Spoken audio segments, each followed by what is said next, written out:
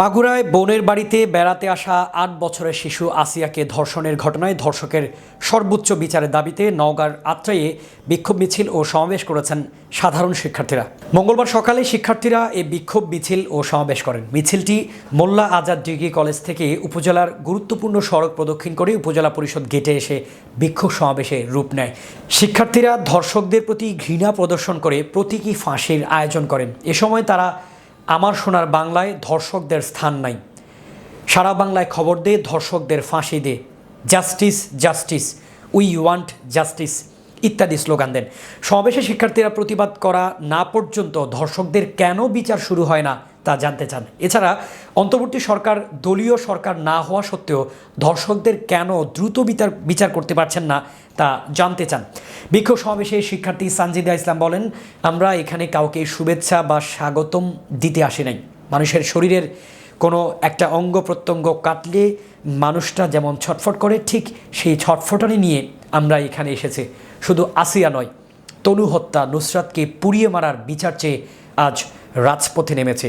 আজ আমাদের বুক ফাটা কান্না আমরা ধরে রাখতে পারছি না। এ সময় সমাবেশে বক্তব্য রাখেন সাধারণ ছাত্রনেতা মোহাম্মদ তারেক রহমান। আপনারা সবাই নিজ নিজ অবস্থান থেকে নিজ নিজ মা ও বোনদের হেফাজত করবেন। যেভাবে হোক আমার মা, আমার বোন, আমার খালা, আমার ফুফু, তাদের হেফাজত করার দায়িত্ব আমাদের। প্রশাসন, এখানে আমাদের দেশের প্রশাসন দুই হাতে চুরি করে আছে, ঠিক আছে, চুরি করে আছে। আমাদের স্বরাষ্ট্র উপদেষ্টা এখানে নীরব, আমরা তার সুস্থ তদন্তের জন্য জানাচ্ছি। কিছুদিন আগে আমাদের প্রিয় আসিয়া মাত্র ৮ বছরের শিশু, সে ধর্ষণের শিকার হয়েছে।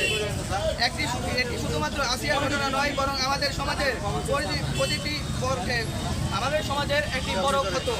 আমরা নারীদের সম্মান চাই, আমরা নারীদের নিরাপত্তা চাই। আজকে আমরা রাজপথে নেমেছি নারীদের অধিকার নিশ্চিত করার জন্য। কিসের সোনার বাংলাদেশ, যেখানে আমার বোনের আমার স্বাধীনতাই নেই, যেখানে আমরা রাস্তায় ঠিকমতো চলাফেরা করতে পারি না। আজকে ৮ বছরের শিশুর যেখানে নিরাপত্তা নিশ্চিত করতে পারে না রাষ্ট্র, সেখানে আমার মতো মেয়েদের রাষ্ট্র কিভাবে নিজের নিরাপত্তা নিশ্চিত করবে? পরিস্থিতিতে যে ধর্ষকগুলো এখনো খোলামেলাভাবে ঘটতেছে, আত্রাই সহ সারা দেশের ছাত্র সমাজের সাথে যদি জনগণ একত্রিত হয়ে এই ধর্ষকদের বিরুদ্ধে প্রতিবাদ করে তুলবে, এই আশা ব্যক্ত